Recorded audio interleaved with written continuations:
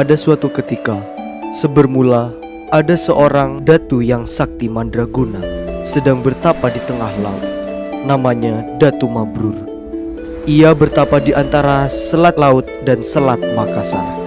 Di antara bercikan buih, debur ombak, angin, gelombang dan badai topan, ia memohon kepada Sang Pencipta agar diberi sebuah pulau. Pulau itu akan menjadi tempat bermukim bagi anak cucu dan keturunannya kelak. Hatta, ketika laut tenang, seekor ikan besar tiba-tiba muncul dari permukaan laut dan terbang menyerangnya. Tanpa beringsut dari tempat duduk maupun membuka mata, Datu Mabrur menepis dengan serangan mendadak itu. Ikan itu terpelanting dan jatuh di karang. Setelah jatuh ke air, ikan itu menyerang lagi. Demikian berulang-ulang. Di sekeliling karang, ribuan ikan lain mengepung, memperlihatkan gigi mereka yang panjang dan tajam, seakan prajurit siap tempur. Pada serangannya yang terakhir, ikan itu terpelanting jatuh persis saat Datu Mabrur membuka matanya. Hai ikan, apa maksudmu mengganggu samadiku? Ikan apa kamu? Aku, Ikan Toda, Raja Ikan Toda yang menguasai perairan ini. Samadimu membuat lautan bergelora. Kami terusik dan memutuskan untuk menyerangmu. Tapi, engkau memang sakti, Datuk Mabrur. Aku takluk. Jadi, itu rakyatmu? Ya, Datu. Tapi, sebelum menyerangmu tadi, kami telah bersepakat.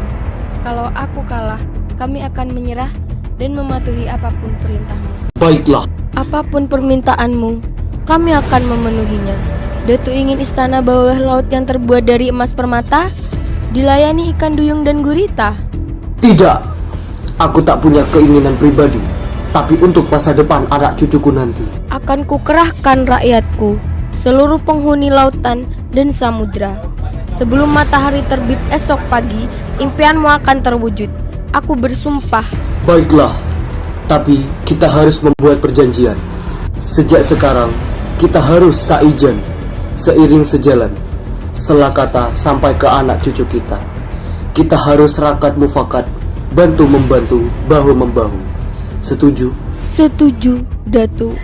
Mendengar jawaban itu, Datu Mabrur tersenyum.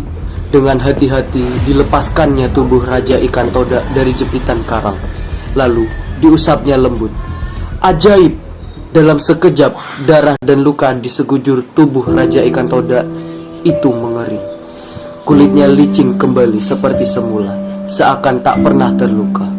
Ikan itu menggerak-gerakkan sirip dan ekornya dengan gembira. Dengan lembut dan kasih sayang, Datu Mabrur mengangkat Raja Ikan Toda itu dan mengembalikannya ke laut. Ribuan ikan yang tadi mengepung karang kini berenang mengerumuninya, melompat-lompat bersukaria. Sebelum tengah malam, sebelum batas waktu pertapaannya berakhir, Datu Mabrur dikejutkan oleh suara gemuruh yang datang dari dasar laut. Gemuruh perlahan tapi pasti. Gemuruh suara itu terdengar bersamaan dengan timbulnya sebuah daratan. Dari dasar laut, kian lama permukaan daratan itu kian tampak.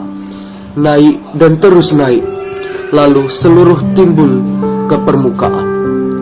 Di bawah permukaan air, ternyata jutaan ikan dari berbagai jenis mendorong dan memunculkan daratan baru.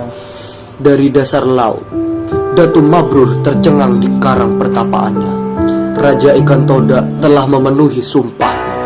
Tanahnya tampak subur, pulau kecil yang makmur. Datu Mabrur senang dan gembira. Impiannya tentang pulau yang akan menjadi tempat tinggal bagi anak cucu dan keturunannya telah menjadi kenyataan. Tamat.